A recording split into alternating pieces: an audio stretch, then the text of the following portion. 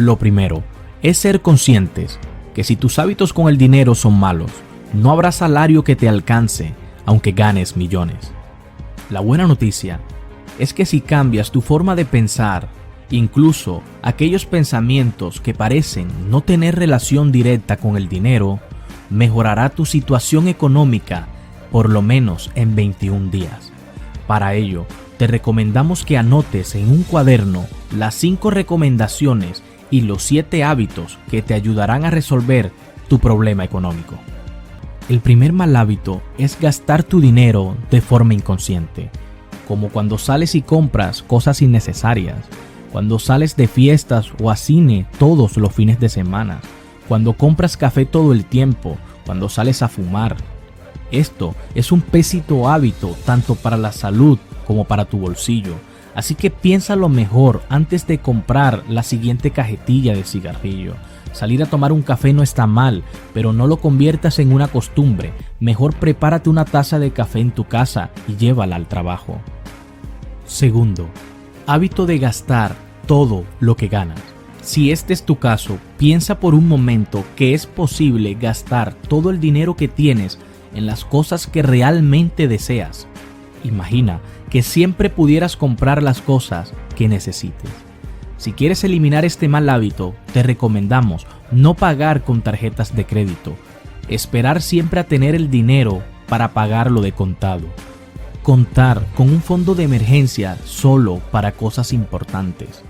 Además, tienes que tener una meta de ahorro, por lo menos el 10% de lo que ganas. Con el dinero ahorrado, trata de comenzar un negocio que requiera de poca inversión. Lo importante es destinar un pequeño dinero a tener otra fuente de ingreso. Tercero, no hacer un seguimiento de tus gastos. Si este es tu caso y realizas compras diarias y no tienes un seguimiento de los gastos inesperados, no pienses que tratar de mantener estos números en tu mente funciona todo el tiempo. Necesitas tener un registro exacto de todas las fugas de dinero, absolutamente todo lo que haga que el dinero salga de tu bolsillo. Debes empezar a tener una contabilidad, especialmente si eres de esas personas que gasta dinero en exceso o eres comprador compulsivo. Es necesario que empieces a analizar tus hábitos de gasto de manera activa. Encontrarás gastos innecesarios que puedes eliminarlos para ahorrar e invertir en un futuro. Cuarto, hacer siempre el pago mínimo de tus tarjetas de crédito. Por fortuna, los bancos dan la oportunidad de realizar un pago mínimo de las tarjetas de crédito. No obstante, hacer esto sin necesidad te costará una fortuna, pues los intereses de esta modalidad de pago se incrementan consideradamente. Te recomendamos que siempre des un 30% más de la cuota mínima. De esta manera lo convertirás en un buen hábito y así ahorrarás el dinero que gastarías innecesariamente en intereses. Quinto, realizar pagos por fuera de la fecha límite de tus tarjetas. Pagar fuera de las fechas en repetidas ocasiones manchará tu historial crediticio, afectando la posibilidad de solicitar préstamos en el futuro. Si no tienes débitos automáticos, es necesario que crees un sistema que te recuerde las fechas exactas de pago, de tal manera que se convierta en una rutina. Sexto, vivir sin una meta de ahorro. Si no tienes una meta de ahorro, terminarás gastando sin medida y posiblemente estarás en apuros al finalizar el mes. Determina un porcentaje de tu ingreso que irá directamente a tu columna de ahorro. Guarda entre el 10 y el 20% y destínalo más adelante para la inversión. Séptimo, no tienes un fondo de emergencia. El fondo de emergencias es un ahorro que te va a ayudar a enfrentar imprevistos.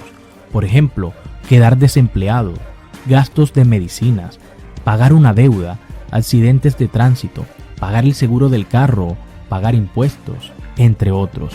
Lo importante es que utilices este dinero para cosas importantes. Es muy difícil sobrevivir con muy pocos ingresos. Tú lo sabes muy bien. Para hacer más dinero, puedes trabajar más duro o puedes trabajar con más inteligencia. Elige la segunda opción. en lugar de gastar tu vida trabajando en 2 o incluso 3 trabajos para salir del paso, mejor obtén una educación adecuada y fórmate en una carrera que te permita vivir cómodamente. Tienes que hacer un proyecto de vida. Una de las recomendaciones es buscar trabajos que requieran de tiempo flexible. Aprende habilidades nuevas mediante cursos cortos como arreglar celulares, arreglar computadores, como pintar una casa, convertirte en chofer de Uber o de un automóvil en particular, o cualquier actividad que te sirva para ganar un ingreso extra o para poder sobrevivir si en algún momento te quedas sin empleo. El hecho de tener una carrera universitaria o un trabajo estable no quiere decir que no tengas problemas económicos. Al contrario, debes capacitarte en otras habilidades. Para eso, tienes que tener el hábito de leer por lo menos un libro mensual. No tienes que comprarlo, pídele prestado a un amigo o ves a una biblioteca. Pero lo más importante es que inviertas en tus habilidades, aquellas que te ayudarán a tener un mejor estilo de vida. Recuerda, anotar las 5 recomendaciones y los 7 hábitos en un cuaderno para que puedas mejorar tu situación económica en 21 días. Segunda recomendación, declárate libre de deudas. La regla número 1 en cuestiones financieras es simple y clara: gasta menos de lo que ganas. No obstante, muchas personas luchan diariamente con sus malos hábitos y viven sumergidos en deudas eternas que tratan de cubrir para entrar en otras. Para salir de la deuda y acumular ahorros, debes hacer un uso inteligente de cualquier dinero extra que consigas. Por colocar un ejemplo, si te encuentras libre de deudas y quieres comprar algo, antes de pensar en gastar tu dinero, tienes que abrir una cuenta de ahorros solo para emergencias. Esto te ayudará a que si en cualquier momento necesitas dinero, no recurras a préstamos y a deudas para poder solucionar ese problema. Piénsalo de esta manera: si no tuvieras la obligación de pagar arriendo, o de pagar la cuota de un coche, o incluso de pagar tus tarjetas de crédito, ¿cuánto dinero ahorrarías? Las únicas cuentas que necesitarías pagar serían los servicios públicos, los impuestos, seguros, gasolina y tus alimentos. El error que comete el 95% de las personas que tienen problemas económicos es que al ver que no tienen obligaciones o que les sobra dinero, es la oportunidad perfecta para adquirir un televisor nuevo, salir de fiesta o comprar ropa nueva. Tranquilo, todos tenemos este tipo de pensamiento, pero a partir de ahora vamos a ser conscientes que nuestra prioridad es vivir libres de deudas. Tercero, vende lo que puedas. Vende las cosas que no necesites, como los muebles, las máquinas, videojuegos, cosas que realmente ya no utilizas. Vende tu colección de películas. Si tienes más de 3 televisores, vende uno. Lo digo en serio, tus niños o las personas que vivan contigo deben buscar otra forma de invertir su tiempo. Cuarto, guarda las monedas en un frasco. Para nadie es un secreto que el dinero es irresistiblemente fácil de gastar, especialmente en cosas pequeñas. Esos consumos que parecen insignificantes, pero al final de mes se convierten en un mal hábito que te impide ahorrar, y cuando empieces a llevar tus registros te darás cuenta todo el dinero que estás desperdiciando. Para ello, consigue un frasco de vidrio o de plástico donde puedas depositar tus monedas todas las noches. Al final de mes, enrolla las monedas y deposítalas en una cuenta de ahorros. No te vas a retirar siendo rico con el dinero que guardes en tu frasco. Aunque no es mucho dinero, lo importante aquí es adquirir el hábito del ahorro, y eso solo se logra con constancia. Además, cuando tú ganas el salario mínimo, cualquier dinero extra es una ayuda que nos viene a bien. 5. Si vives arrendado, múdate a un sitio más económico. Tal vez, a pesar de tus mejores esfuerzos, simplemente no puedes encontrar un lugar económico para vivir. En ese caso, puede ser el momento de hacer algo radical, como mudarse a una nueva ciudad o un estado con un menor costo de vida. eso no es excusa para simplemente levantarte, empacar e irte sin tener un lugar a donde alojarte o tener un plan para saber qué hacer cuando llegues allí. En vez de eso, haz una investigación primero y consigue un trabajo de antemano.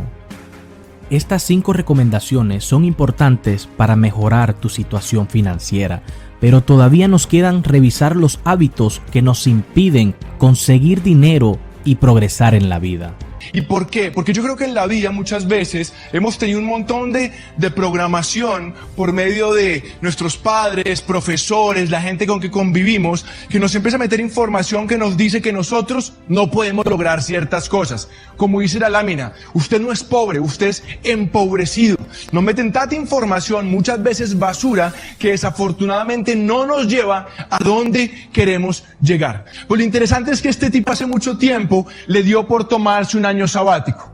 El tipo se tomó 5 años, se retiró lo que estaba haciendo y se tomó 5 años para poder identificar qué lleva a una persona a ser rica y qué lleva a una persona a ser pobre o a tener resultados mediocres financieramente en la vida. Y particularmente lo que el tipo hizo es que él documentó las actividades diarias de 233 personas ricas y de 128 personas pobres. Ahora, no solamente lo hizo en Estados Unidos, lo hizo en Centroamérica, América del Sur, Europa, Asia, la cuenca del Pacífico, en un montón de regiones empezó a convivir, a documentar las actividades diarias. ¿Por qué? Porque los seres humanos somos seres de hábitos. Mira lo que hace, 63% de la gente rica en ese tiempo de desplazamiento, yendo a sus empresas, a lo que sea, lo aprovechaba para oír audiolibros, para oír material que nutriera su cabeza. Solamente el 5% de la gente pobre usaba ese tiempo productivamente. Igual se desplazaba, tenía que moverse en taxi, en bus, caminando, como fuera, pero no usaba ese tiempo para aprovecharlo para aprender. ¿Qué empezaban a hacer? Echar globos, oír música, estar ahí chateando sin objetivo. La gente rica, 63% de la gente rica empezaba a usar ese tiempo que él hace. O sea, él se sentaba con la gente, casi que se despertaba con la gente, pasaba la mañana con ellos, pasaba la tarde con ellos, antes de que se acostaran. Muy ricos y muy pobres. Y sacó un estudio que es bastante largo, y yo saqué de ese estudio algunos ítems que me llamaron muchísimo la atención entre ricos y pobres. Mira lo que él dice. Los padres pobres tienen hábitos de pobreza y por lo tanto les enseñan a sus hijos a ser pobres. Y la gente rica tiene hábitos de riqueza y les enseñan a sus hijos a ser ricos. Y eso es bien importante, un punto. En nuestros países hablamos de una tremenda desigualdad económica. Unos poquitos ganando mucho, muchos ganando muy poco. Y nos centramos ahí. Pero yo creo que hay una desigualdad de papás. Y eso lo dice Coley. ¿Cómo así que es desigualdad de papás? Claro, que si una pequeña cantidad de los papás enseñan cosas para ser ricos y mucha gente enseñan cosas para ser pobres, lo que toca es volver a estos que enseñan cosas para ser pobres, que entiendan cómo cambiar los hábitos para que puedan mejorar su condición financiera y se disminuya esa brecha. El 80% de la gente rica está enfocado en por lo menos una meta. Tienen por lo menos una meta. Versus el 12% de la gente que no tiene plata. Es como si la gente que no tiene recursos estuviera tan metida en el día a día, tan metida en lo urgente, lo que tiene que hacer, que nunca logran hacer un alto en el camino e identificar algo que realmente quieren lograr para empezar a hacer algo en pro de eso que quieren lograr. Si tiempo y dinero no fuera problema, ¿usted qué haría? O sea, no le falta plata, tiene el tiempo para disfrutarlo, ¿usted qué haría? Yo le decía, ¿cómo así, Juan Ricardo? Sí, piense que es imposible fracasar, ¿no? Piense que puede hacer lo que quiera con su plata. ¿Cuáles son sus sueños? ¿Usted qué haría? Y fíjate, yo tenía 23 años de edad y ya yo empezaba a tener un montón de techo en mis perspectivas, porque lo que yo veía que me esperaba era trabajar 30, 35, 40 años para otro. Y cuando Juan Ricardo me hace esa pregunta, yo le digo, no, pues de pronto esto o esto. Y me dice, póngalo en una lista, hagamos una lista de sueños. Y empecé a hacer una lista de sueños. El otro día encontré la hoja, por eso metí esto acá. Y esa lista de sueños que estaba revisando, que cuando yo tenía 20 y pico años de edad, escribí algunas cosas. Pero yo te pregunto a ti, ¿tú qué harías si tiempo y plata no fueran problema? 8% de la gente rica cree que la riqueza depende de la suerte. versus el 79% de la gente que no tiene plata. Cuando tú crees que tener plata depende de la suerte, automáticamente, ¿qué estás haciendo? Estás quitándote poder y control, porque no depende de ti, depende de otro. Depende de un jefe, de un gobierno, de una legislación, depende de si vienes de una familia, si estudiaste o no, si estudiaste esto o no, un montón de cosas que están afuera. Y mira, y eso tiene que ver con el segundo, con lo que sale ahora. 79% de la gente rica creen que son responsables de su condición financiera, versus 18% de la gente pobre. La gente rica sabe que es responsable de su condición financiera, que depende de ellos. Y tú puedes decir, claro, lo que pasa es que tienen plata, es fácil saber que depende de mí cuando yo tengo plata. 85% de la gente rica en ese punto pensaba así antes de ser rica. Y 85% eran de clase pobre o clase trabajadora, pero pensaban, la creencia que tenían en su cabeza es que depende de mí, y como depende de mí, yo voy a hacer que ocurra. El 92% de la gente rica cree que montar empresas es la mejor forma para construir riqueza. Y como decía Colli, que el 92% de la gente rica creían que para construir riqueza era clave montar una empresa, yo empecé a decir, ¿qué diablos monto? Porque es que uno dice, sí, va a montar empresa, pero ¿qué monto? No estoy hablando de un negocio, hacer un negocio, estoy hablando de construir una empresa. Queremos ser exitosos financieramente hablando, pensamos que vamos a ser exitosos financieramente hablando, pero muchas veces nunca nos hemos tomado el trabajo de identificar personas exitosas y ver qué diablos han hecho, qué han ejecutado, cómo ven el mundo, cómo piensan, cuál es su sistema de creencias para ser ricos. Y eso es bien, bien, bien interesante. ¿Y por qué hablo de esto? El 7% de la gente que no tiene plata piensa que es eso. Porque es que se estudie si pueda estudiar, haga un bachillerato, metas una carrera, pero todo es enfocado en un trabajo, en un empleo.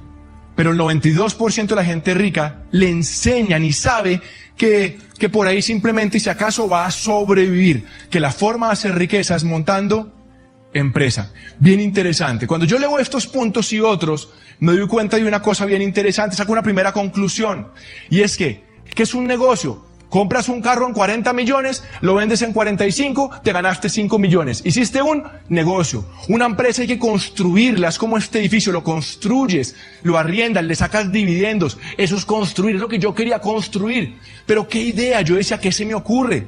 Las cosas que encontraba costaban un mundo de plata que yo no la tenía en ese momento. No tenía experiencia, era muy joven, y llevaba un tiempo de buscar y buscar y buscar. Como 6, 7, quizás 8 meses. En ese momento llega un súper amigo de universidad de origen judío, ¿no? Si yo les digo a ustedes rápidamente, judío, ¿rico o pobre? ¿Ustedes qué dicen? Tienen plata casi todos. Y este tipo me había contado que había empezado una empresa con gente de su comunidad, y estoy hablando del año 90 y tantos, hace muchísimo tiempo, él ya estaba generando 50 millones de pesos mensuales de ingreso. Eso sí, era bien viejo, tenía 21 años de edad. 21% de la gente rica está en sobrepeso de más de 15 kilos versus 66%. ¿Qué tiene que ver eso con tener plata? No tengo ni idea. Pero eso dice el estudio, el tipo encontró eso. Que la gente más rica estaba en menos sobrepeso de más de 15 kilos que la gente que no tenía plata. Encontró que el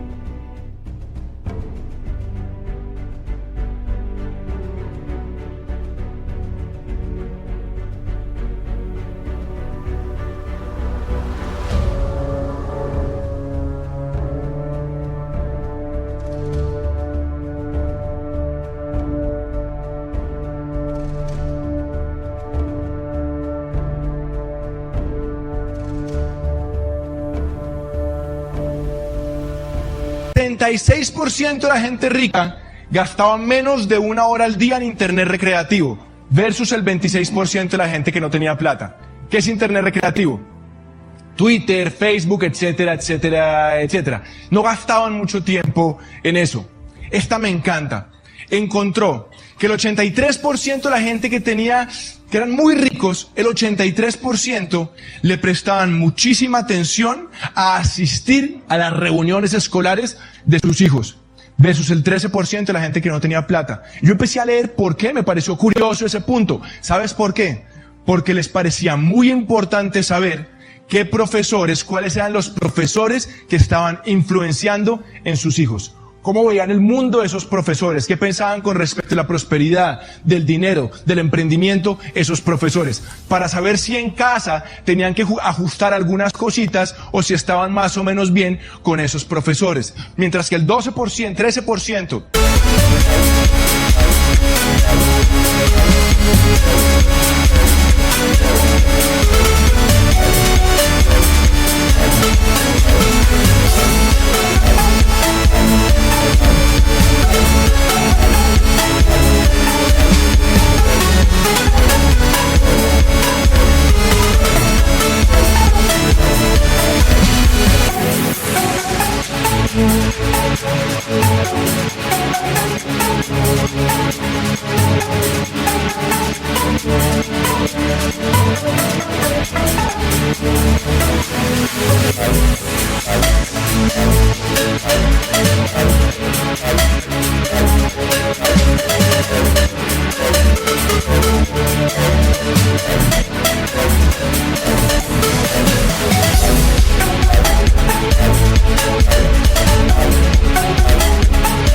de la gente que no tenía plata, nunca ni siquiera le paraba bolas a ese asunto.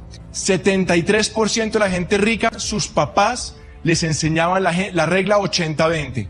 Solamente se la enseñaban el 5% de la gente pobre a sus hijos. ¿Qué es la regla 80-20? Que de 100 pesos que te entran, tú por lo menos te quedas para ahorrar y después invertir con 20, por lo menos. Toda la gente que no tenía plata le enseñaron lo que veía en sus casas, es que si les entraban 100, ¿cuánto gastaban? Ustedes lo saben perfectamente, ¿cierto?